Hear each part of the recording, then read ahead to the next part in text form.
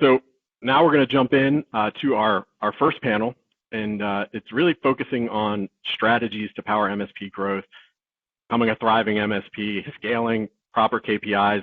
Our first moderator, Kris Blackmon, is a veteran of the channel. She was a senior advisor with Channel Futures for several years. She's currently the chief channel officer with JS Group. She is involved in about everything channel, Alliance of Channel Women, CompTIA Council member, board member of Exposure, Inclusion, and Diversity Council, and she's also my friend. So I am delighted to have Kris join us and introduce the first panel. Kevin, you're going to bring up the panel as well. I'm going to do that. I'm going to do my job well here. Let's see. All right, take it away, Kris. Thanks, Matt and Kevin. This is going to be a fun conversation. So let's get everybody pulled up on screen. And while we're waiting for the rest of our panelists to pop up here, I want to have you guys just introduce yourselves. You can talk about yourselves way better than I can. Steve, you want to kick us off? Sure, I'll get things started. So Steve Petryschuk with Avik Networks, been here about 6 years, spanning roles across the board, not many areas of the business I haven't touched. And prior to that, I was actually a IT security value-added reseller. So have some experience in the channel working with folks such as yourselves. So it's great to be here and to be part of the panel here today. I'm going to kick it to you, Tim. Tim Conkle, CEO of the 20. Been around the channel for a long time, been in the IT space, so I'm just another MSP trying to make a living. You know how it goes. And Tim and I both hail from Dallas, so I've been lucky enough to be able to visit the headquarters out there and kind of get a peek behind the scenes of what they've got going on over there. It's always a fun time visiting Tim's office. All right, round us out, Joe. Yeah, hi there, Kris. How you doing? I'm great. How are you? Good. I wanted to introduce myself, Joe Alapat, CEO of LineGuard, and so been in the MSP ecosystem since founding an MSP back in 2001 in the early days, and just couldn't get enough. So we founded LineGuard in 2015, and bringing what we refer to as 10x outcomes to MSPs, giving them a lot of automation. Through giving them visibility to the complete stack. That's what we're about, and really excited to be here to share around the strategies for MSPs today. Yeah, so we have kind of a broad mandate today. We're talking about strategies to fuel MSPs' growth. And considering everything that's going on in the MSP channel right now, it's a big topic of conversation. So let's just dive in.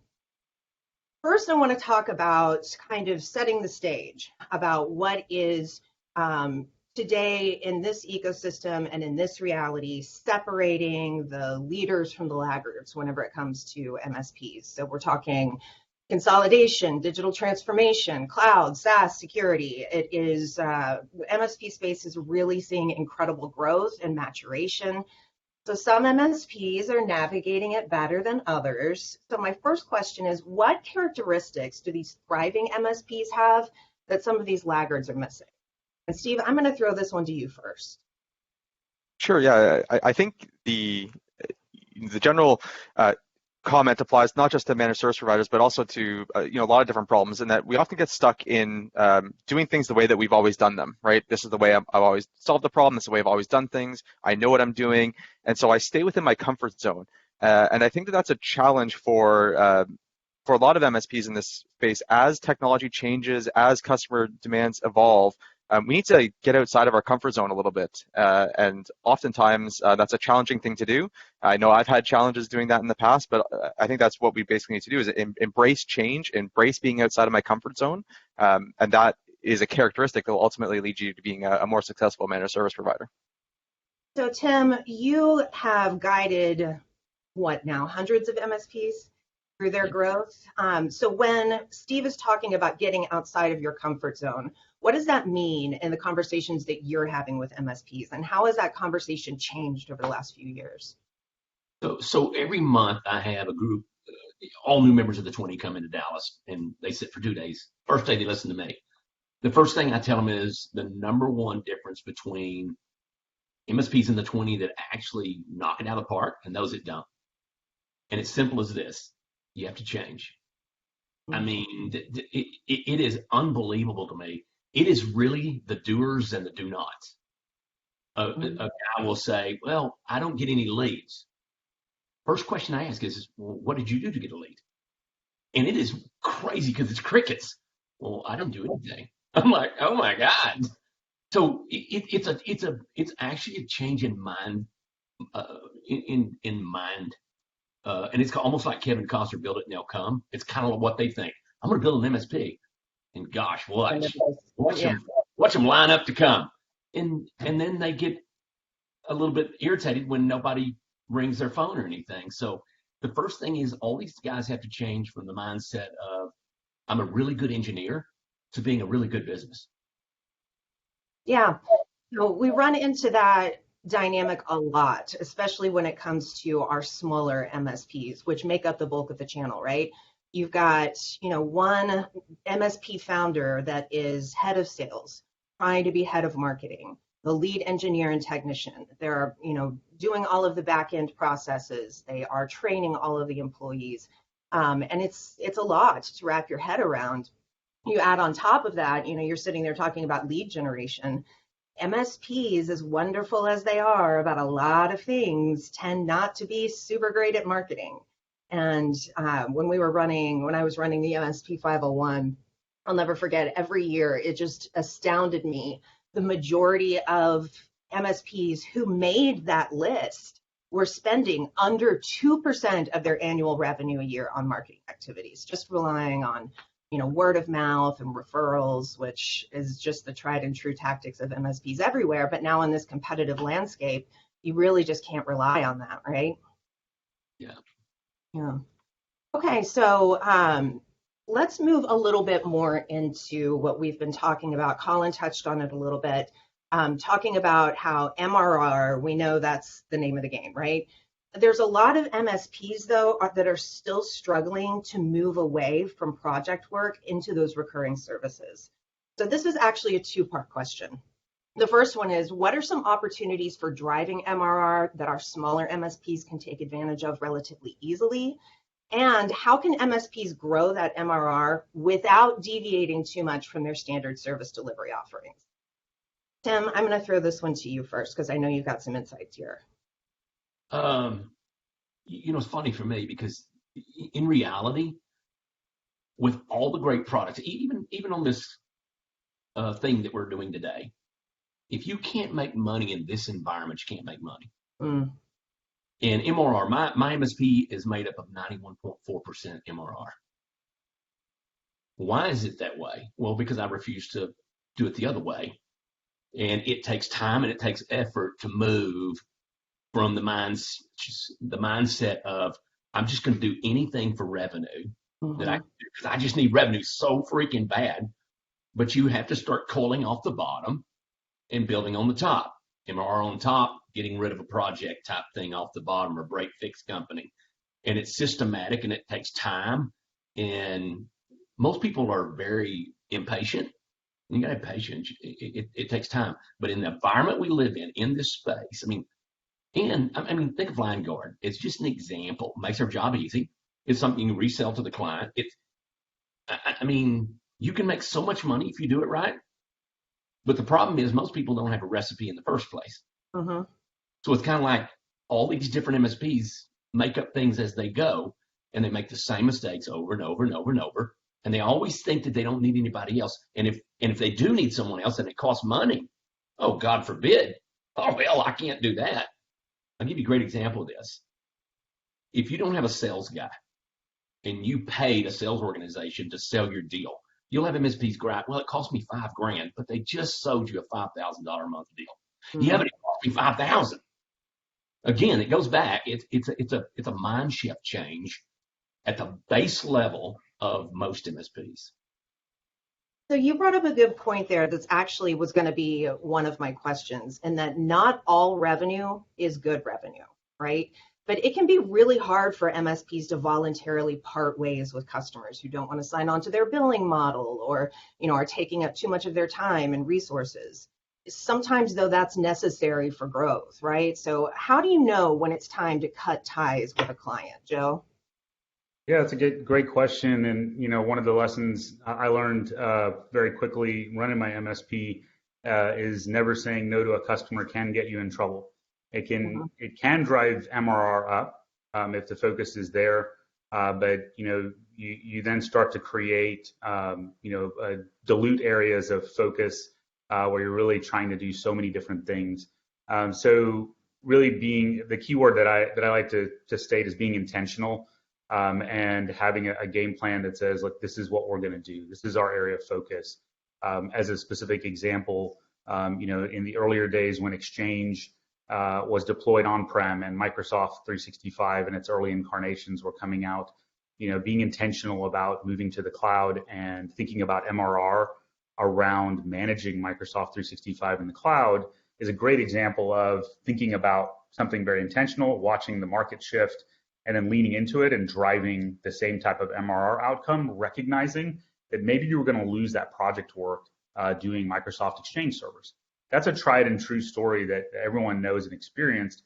The same concept can apply to almost everything that we're thinking about. How do we convert into more MRR-based value? And when our customers ask us to do things that ask us to stretch, I would say, is it part of your intentional plan or is it not? And if it's outside that umbrella, you can reevaluate it. But number one, if it's not leaning in the direction of MRR, I would be very careful. And the other is if it's way outside that circle of focus, you're probably going to stretch yourself thin, and you're not going to do well in that area. So I would caution folks. And we all make those mistakes. And so how do you create that focus? That's what I would suggest. And I want to pursue that a little bit more, Steve. I want to ask, kind of jumping back to that previous question that I asked, when we're talking about moving to MRR, and Joe was just talking about, making sure that it's in your area of focus. So you've got your standard services delivery package, and, a lot of times it's difficult for MSPs to kind of scale beyond that. So what are some of those kind of baseline services that MSPs can wrap around what they're already doing that can help them, ease that transition into MRR? Because it can be really painful. Yes. So, in general, society has reoriented around this subscription model where everything we do is as a service. So I don't think it's not going to be foreign to any of your customers when you start introducing subscription-based services. And some of the easiest spots to do that are actually in licensing of software that you're probably already offering them. It's something that it's an easy conversation to have because the vendor that you're positioning or reselling already has built out the messaging around the software model, the subscription model. So it's not you introducing a new concept, and you don't need to be as confident or familiar with that concept because you can rely on this vendor who has the subscription model all set up already to help you deliver that message to your customer, and that can help you introduce sort of that subscription mindset to your client, and then you can start to wrap your services on top of that, however you want to structure that. It's interesting that we were talking about the not all revenue is good revenue, and we talked about, MRR is the revenue we want, but I would even argue that there is probably some MRR that you don't want, right? There's still that portion of customers that maybe aren't necessarily profitable customers, and so I was chatting with an MSP a couple of years back that was actually they had built out some sort of more customized contracts. They weren't sort of all standard across all their client base. And they would actually measure on an annual basis how much effort each one of those contracts is taking. So every ticket that comes in would get tied to a customer and a contract. Every support request that comes in would get tied to a ticket, any on-site visit. And so they were really granularly tracking how much effort each one of those contracts was taking from their team. And on an annual basis, they were able to say, well, here are our most profitable customers, here are our least profitable customers, here are most profitable contracts, and able to refine their service delivery based on the most profitable contracts, most profitable customers. Takes a lot of time to do that. Takes a lot of documentation, takes good inputs, but it's as you sort of roll up that maturity scale in your managed services business, understanding how profitable each one of your services and each one of your customers is, you can get very granular and really start to refine how to maximize your profitability in the end. Yeah, I think that's a really good point. And one of the things that we've been talking about just kind of in our conversations preparing for this panel is that one of the boats that a lot of smaller MSPs miss is tracking those right KPIs. the ones that allow them to grow their businesses, to better serve their customers, to plan for the long haul, right? So what are some of the other critical metrics that MSPs often miss whenever they're trying to, reach those goals? Tim, I'm going to ask you this first. You know what? I'm going to be honest. I'm going to go on a limb right here. I think they miss 99% of them. And so every deal becomes emotional. It's just money. And that's emotion. If I don't get this money, what happens?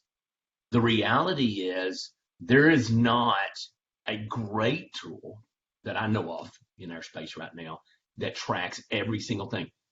Kind of like what Steve was talking about. It's all the way down to every ticket, what the ticket brought, how much it cost, the profitability of a client.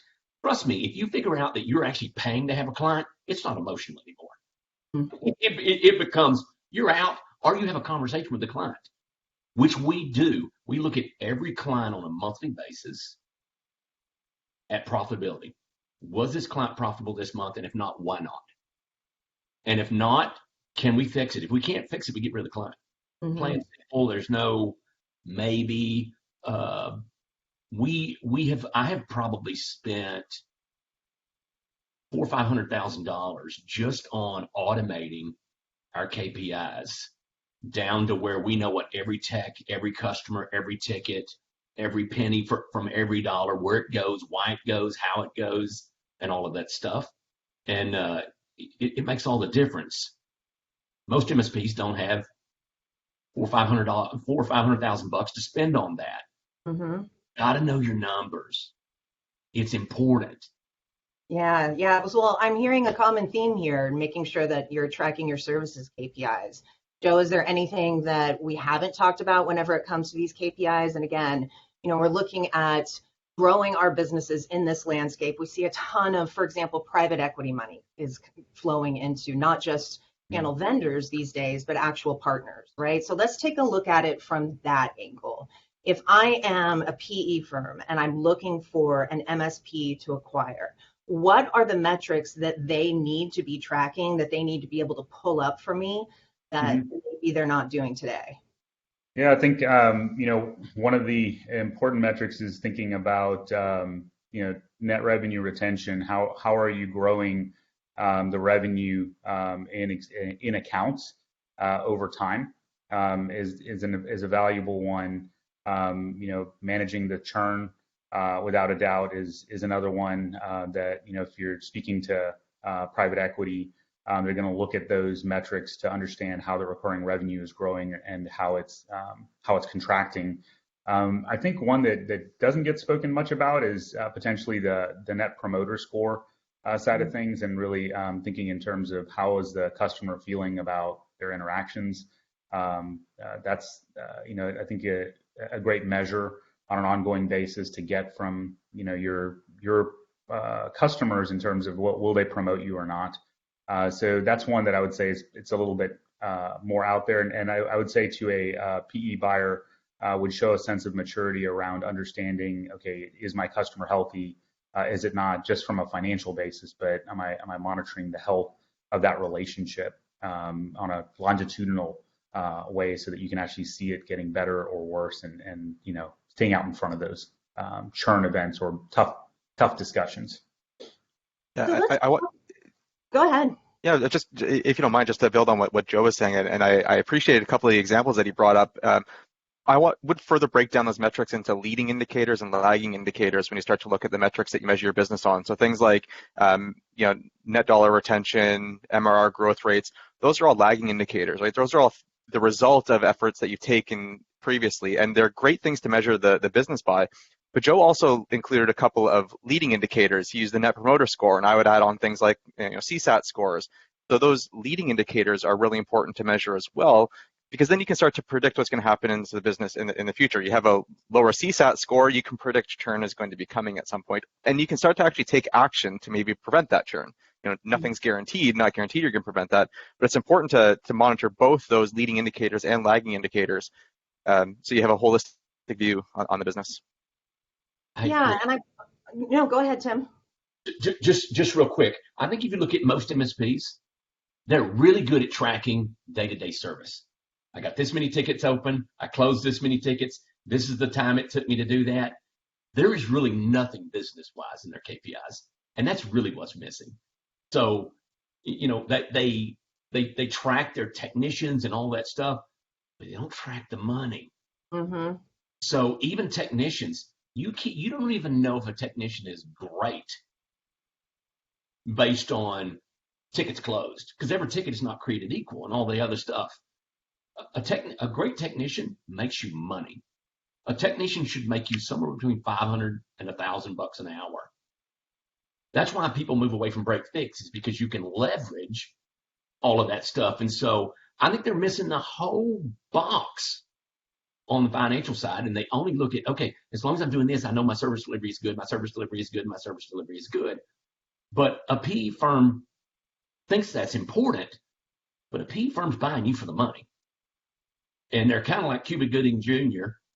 On Jerry Maguire. They're standing there in their underwear, dancing back and forth, screaming, "Show me the money." You and your movie references.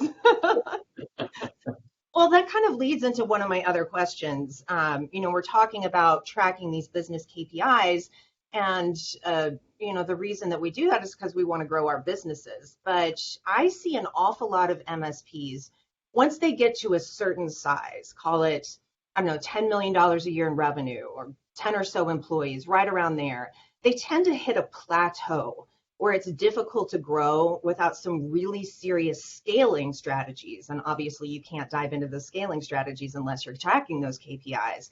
But how can MSPs navigate that scale up stage so that they can add and support more customers with the same or minimal additional resources? And Joe, I'm going to ask you this one first, because I know you had something to say about this. Yeah, no, this is something we talk about a lot. If those that know about LineGuard, we talk about standardize, secure, and scale.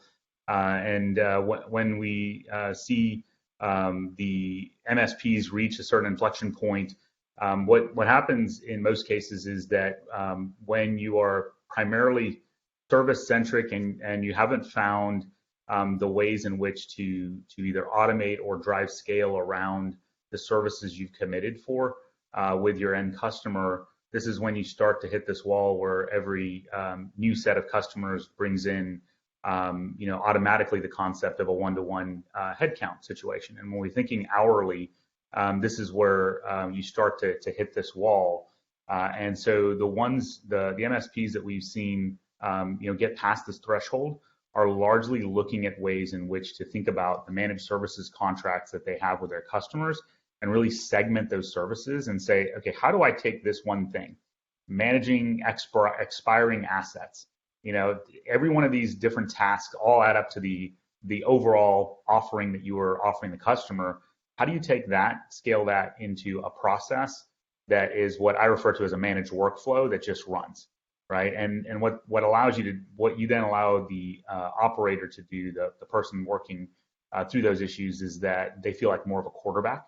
And they're able to look at the issues more like cattle rather than pets, and think in terms of managing things in mass, right? And that's how we're able to get scale, and it involves automation, and it involves thinking about processes and workflows in a way that are not primarily someone needs to go do something manually, remote into something and go do that thing. Yeah, I think the processes piece is a really big piece of all of that. And Tim, I see you over there nodding. Yeah, nothing to add. I can jump in with a couple thoughts if that's all right. Sure. Where Joe sort of took the process angle, I'm going to take a slightly angle and talk maybe about the people side of things.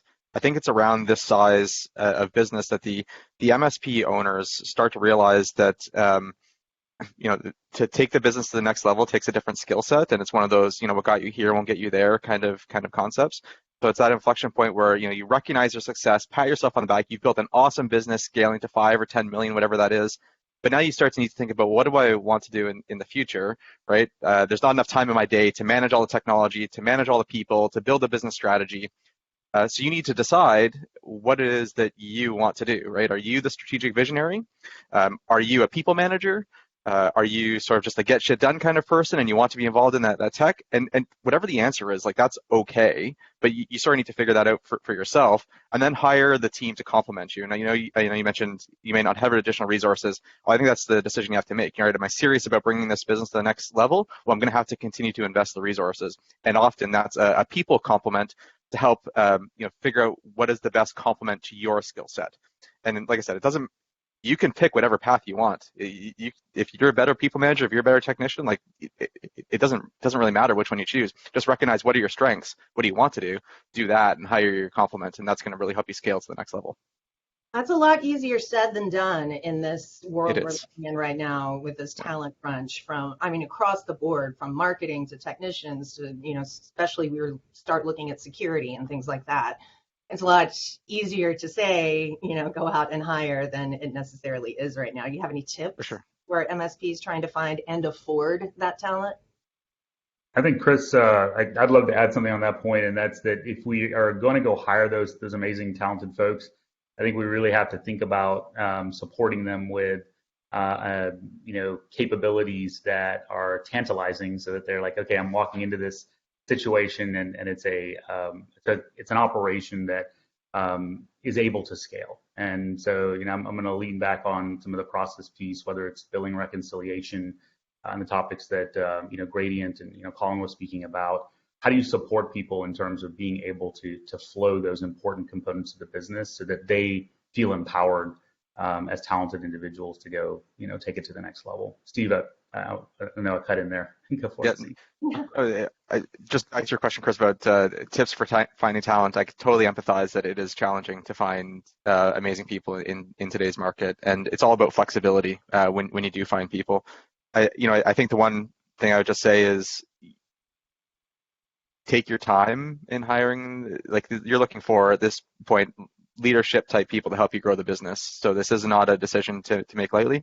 And make sure that at the end of the day that their interests are aligned with your interests, right? If that means, equity investment in the company or, performance bonuses, like it may sound expensive to hire some people, but if you put together your business plan and you're keeping them accountable to the business plan, and their outcomes, their personal outcomes are aligned to that business plan, you're ultimately going to get a higher return on your investment, provided it's structured right. So yes, finding the talent is challenging, but when you do, make sure they're aligned to your outcomes that you desire. So we've only got a couple of minutes left, and I did want to touch on this one last question. We are hearing more and more about co-managed IT every day. And I feel like we started having that conversation, and then the next thing I know, it was just everywhere. So this is particularly applicable, I think, whenever it comes to MSPs that are working with those kind of large mid-market or even enterprise customers. So Joe, what does co-mid actually mean? How can MSPs create some sort of natural segue into this type of offering, and why is it attractive? Yeah, so it's attractive because of the potential profitability as well as the maturity of the end customer in terms of retaining them. So you've got a high retention capability. You've got the ability to drive your MRR up profitably, and really co-manage. What we're seeing MSPs doing is taking a segment of a service and offering it to those larger players. And it might not always be a the full managed model, because when you're dealing with a larger mid-market player that might have, let's say, 800 employees, they're going to have internal IT. And so co-managed infers that there's an internal IT organization and which means that you're going to be playing some type of a complementary role. It's a yin and yang situation. And so the values there, it goes back to leaning into your 10X as an MSP. What areas do you really do well? And those areas are areas that are services that are worth considering and being able to offer to these larger customers, because you can differentiate around that service, whether it's managing a certain type of infrastructure or whether it's service desk, what have you. Those are things that are definitely worth digging into. Tim, are you guys talking about co-med over at the 20? Big. I mean, think about it, though. The majority of MSPs can't do co-managed. Why? They either want high side talent or low side talent. Low side is going to be help desk. High side talent is going to be server side only, or something like that. And security plays a part in that. Think about it for a minute. If an 800 seat client called an MSP that's got 10 people, there is absolutely no way they can give them 24/7 support and all the other stuff. That's why if I kind of twist towards your last question and scale, I think scale's the easiest because all the pieces are in the channel right now. You don't have to create 50 employees to start doing co-managed. What you have to do is have a strategic relationship.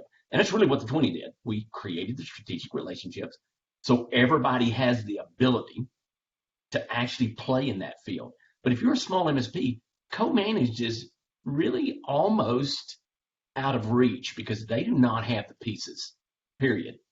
Mm-hmm. And So, we have 1 minute left. And Steve, I'm going to throw that to you because I see you nodding over there. Anything to leave us with whenever it comes to commit? Well, and Kris, you actually have 5 minutes left. Oh, wonderful. Great. Yeah. So Perfect. I will speak for 5 minutes then. I'll take all 5. No, no actually, I think Joe and Tim captured a lot of it there. Recognizing your value prop as a managed service provider to your client is that, hey, I am the expert in IT, you are the expert in running your business, and so let me take the IT off your hands, right? And if you scale that up to the sort of the co-managed footprint, you can't be the expert in everything, right? Like you are the IT generalist, you can't be an expert in everything IT.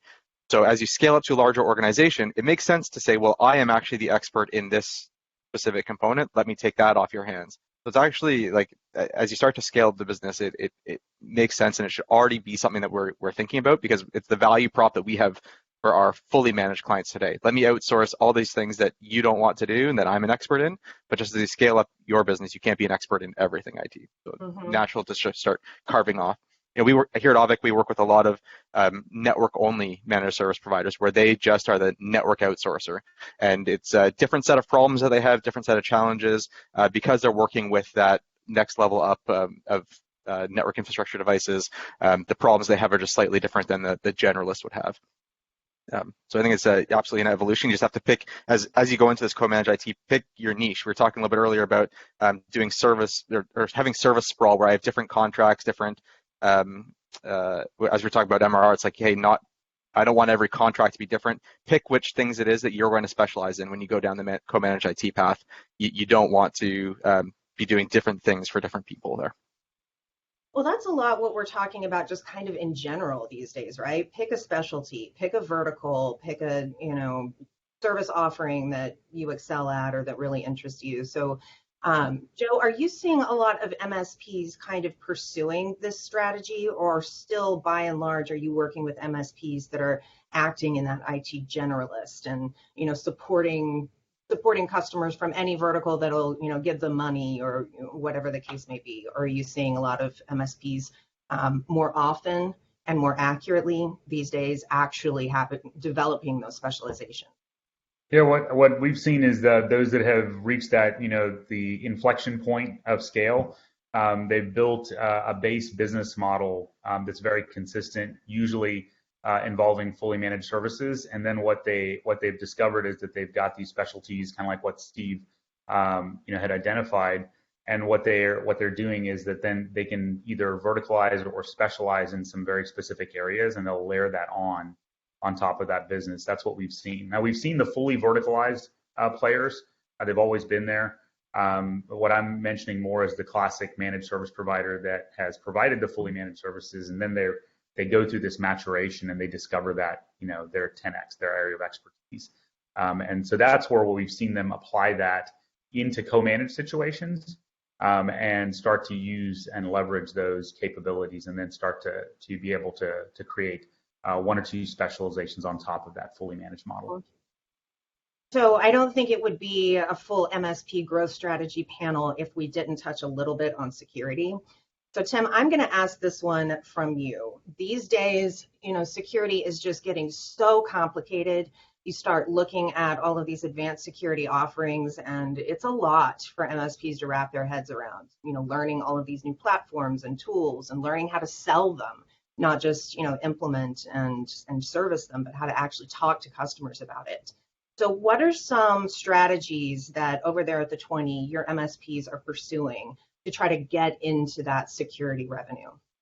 I think you have to create a stack, and you have to stick to your stack and not be swayed by an easy way of saying it, vendor row at every conference. Because I promise you, at every conference you find a new something that does something new, that is the new thing, and then you got the old thing on there. Now you got the new thing you're adding. And realistically, if you look at the MSP space, security is just chipped away at margin is really what it's done. Because most people, we actually sell an advanced security stack for money. Most MSPs just kind of shove it in there and they hope like hell that they can make money. But you've got to pick a stack.